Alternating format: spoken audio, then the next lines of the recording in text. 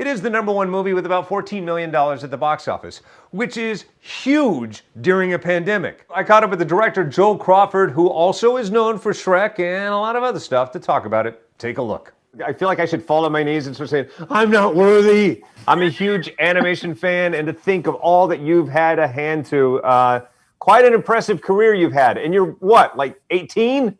If no, I thank you.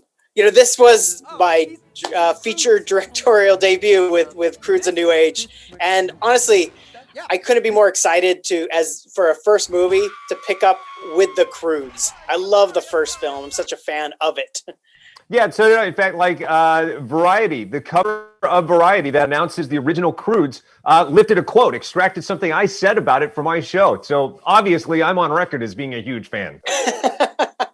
Two fans. I mean, honestly, that's the way I approached this one. Was like, it's been 7 years. Where do we pick up with the Croods? And early on, Chris Sanders came in.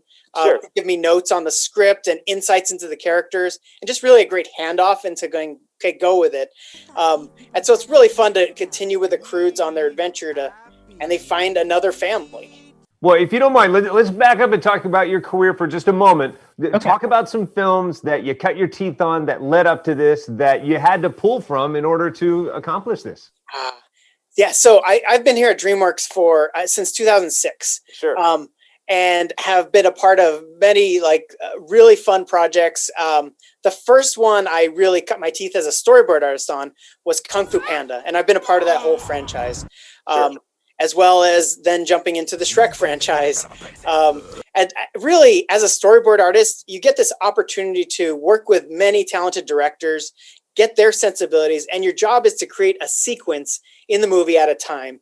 And it's a great kind of learning ground to go, you're storyboarding and drawing out camera angles, character points of view, sometimes writing dialogue. And so you learn story inch by inch until you're eventually able to wrap your arms around a full movie. Exactly. Now, you have to have a pretty good idea of what a director wants in order to storyboard, in order to capture the frames and the pictures and the scope of what the film is going to look like. So going into this, talk about like your favorite moments. Now that it's behind you, the moments that when you see it, you can almost jump in back as that fanboy and go, oh, I love this scene. I love this moment. Because it all came together. Totally. I love these characters, and those are the moments that, as a director, you've watched this movie hundreds of times. And so there are things that are still fun to watch because they're based on character. One of the moments that I love, and this was an early choice we made 3 years ago when we approached this script, there's always been the two families that meet and the two daughters. Sure. I wanted to make sure this was a positive meeting. That, there's a trope in these kind of things that can be, there's a love triangle and the girls are jealous and catty. And for me, I'm like, I want this to be, these are only two teenagers in the world, and their reality is they see another girl their age, they're instant best friends. And there's so much positivity and actually comedy that comes from Dawn and Eep getting together. And so some of my favorite scenes are those moments with those characters. Talk about this lands like when the world needs it most, and it speaks to a lot of stuff. Like, even though we're talking about prehistoric families, and I think you've always tipped the hat to it, that it's stuff that we're already going through. And talk about sticking together as a pod now more than ever. Yeah, actually, that's funny. One of my favorite paintings that the production designer had done on this movie was, this is an early one, that it's the Croods, and they're in a giant sleep pile ball and they're in the middle of a cold desert, but there's this warmth that's kind of generated from that family.